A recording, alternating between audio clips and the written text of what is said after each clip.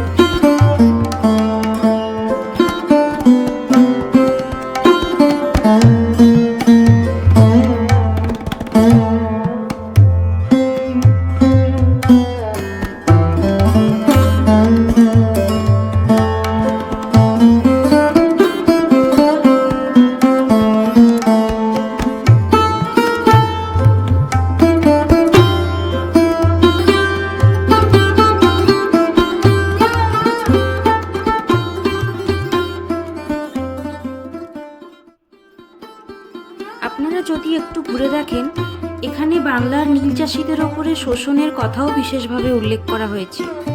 আর এই পুজোতে মায়ের প্রতিমাটিও করা হয়েছে নীল ও সাদা দিয়ে সাজানো।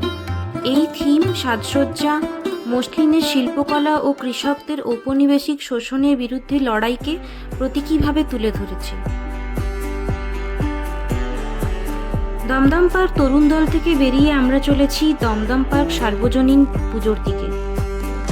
আমরা যেহেতু দুর্গাপুজোর শেষ দিনে বেরিয়েছিলাম প্যান্ডেল পরিদর্শনে, তখন বেশিরভাগ প্রতিমাই বিসর্জনের জন্য নিয়ে যাওয়া হচ্ছিল।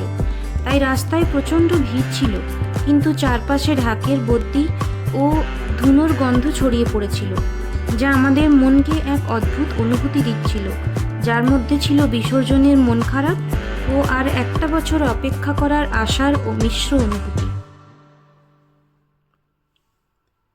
আমরা চলে এসেছি দমদম পার্ক সার্বজনীন। এনাদের থিম ছিল মানব জমিন।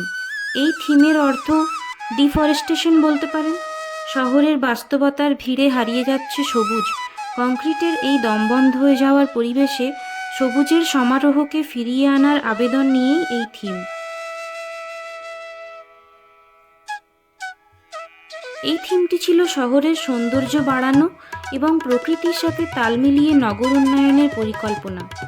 শহরের একঘেয়েমি ও কোলাহল কমিয়ে মানুষ যেন সবুজ ও সুন্দর পরিবেশ উপভোগ করতে পারে।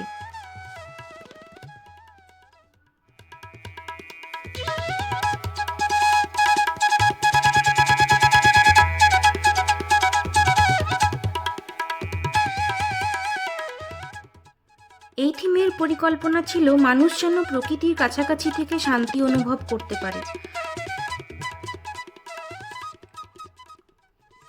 সোজা কথায় শহরকে আরও সুন্দর ও বসবাসের উপযোগী করাই আমাদের সবার লক্ষ্য থাকা উচিত।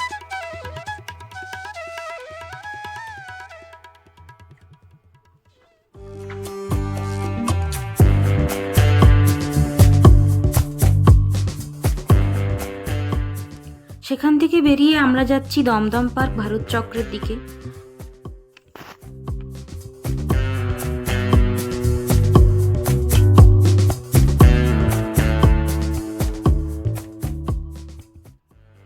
যেমন আমি আগেও বললাম যে আমরা পুজোর শেষ দিনে বেরিয়েছি, তাই প্যান্ডেলের সামনে ও পিছনের অংশে যে ছোট্ট মেলা বসে তার বেশিরভাগ স্টলই গুছিয়ে নেওয়ার প্রস্তুতি চলছিল।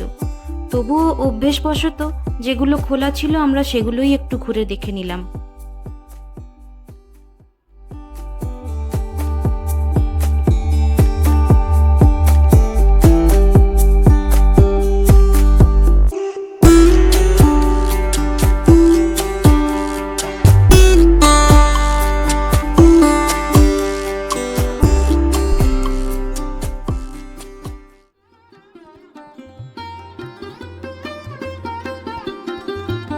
আমরা চলে এসেছি দমদম পার্ক ভারত চক্র।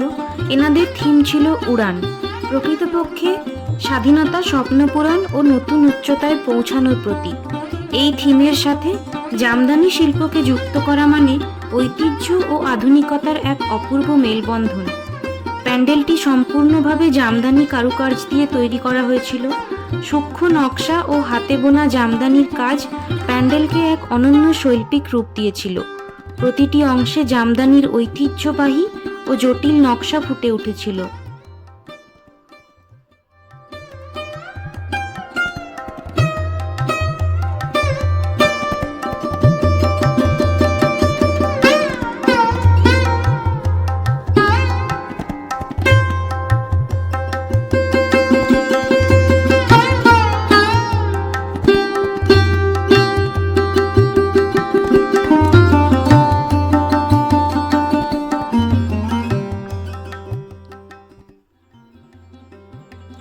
এখানে ডান দিকে আপনারা যে ছোট্ট জায়গাটা দেখছেন, এখানে কিছু জামদানি শিল্পীর ছবি ও নাম টাঙানো আছে।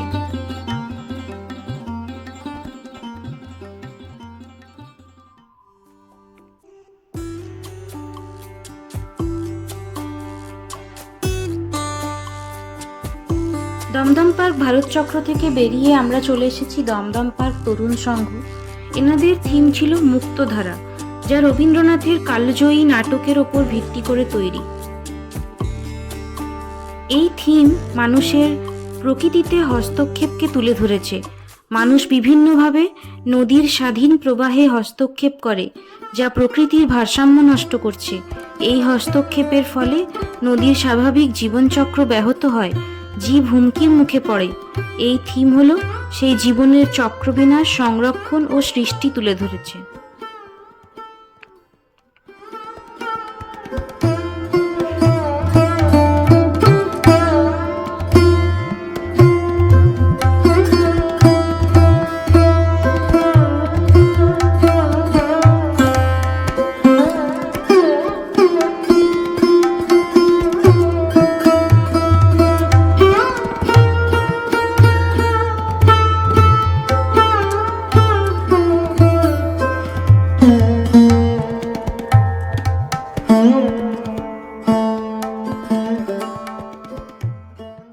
এই চারটি ঠাকুর দেখার পরে আমাদের ফোন আসে যে আমাদের বাড়ির নিচের প্রতিমাটি বিসর্জনে যাচ্ছে, তাই আমরা ফিরে চলে এলাম।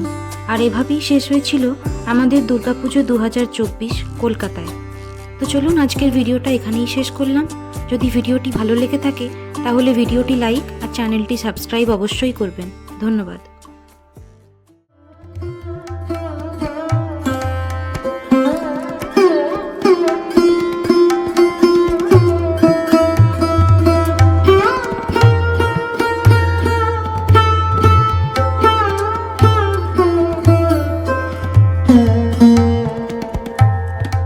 Mm-hmm.